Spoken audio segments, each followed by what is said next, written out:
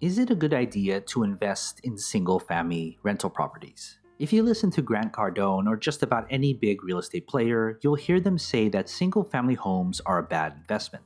Forget about living in them. Are they really that bad as a rental property investment? Grant Cardone and others like him invest only in multifamily rental properties, apartment buildings. They do this for several reasons, and at the end of this video, you can decide which real estate investment style is best for you. Buying apartment buildings helps spread out the risk of vacancy. If you have a 300-unit apartment building, you can have a 2% or 5% or even a 10% vacancy rate and it will still produce rental income. A 10% vacancy rate in an apartment building is rare, especially in great areas. But in our 300-unit example, that's basically 30 empty units. But that still leaves you with 270 units filled with renters paying their monthly rent. But if you instead bought a single-family rental property, you can either have a 0% vacancy rate or a 100% vacancy rate. You either have rental income or you don't. That's because you only have one renter. That's risky when you're unable to spread out your vacancy rates. And speaking of risks, banks are aware of this too. Very likely, whether you invest in an apartment building or a single-family home, you're going to get a mortgage. That means getting the bank to lend you money so you can buy that investment property.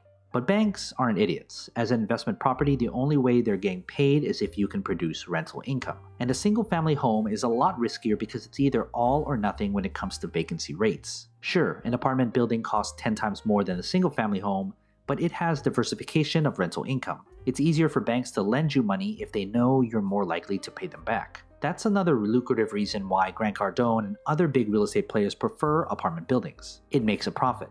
A single-family home with a mortgage that costs $2,000 per month, you'll only be able to charge maybe $2,300 per month in rent. That's not much money left, especially when you have taxes and other things to worry about. But let's say you buy a $15 million 300-unit apartment building in a great area. The mortgage is about $84,000 per month, including taxes. Spread that over 300 renters, and each would only have to pay you $280 per month so you can break even. But no one pays less than $300 per month in rent. You'll very likely charge a lot more. Even $1,000 per month for each of these 300 units would net you $300,000. Economies of scale work best in real estate when you have more tenants. It doesn't matter if each tenant is paying less than that single-family renter, the huge amount of renters will make up for that. Apartment buildings are scalable. You get more from your investment than you do from single-family homes. So as an investment, owning multifamily rental property is optimal as opposed to single-family homes. But again, it might just be harder for you. First, it's easier to get into real estate through a single-family rental. The down payment is a lot more realistic. Unless you have a few millions, it wouldn't make sense. Banks prefer apartment rentals, but they still want a down payment from you just to take you seriously. Second, you likely won't be able to manage an apartment building. You'd have to hire a property manager, have an office, hire rental agents, and all those things. Maybe you just want supplemental income during your working life. Owning an apartment building requires you to make that your full-time job.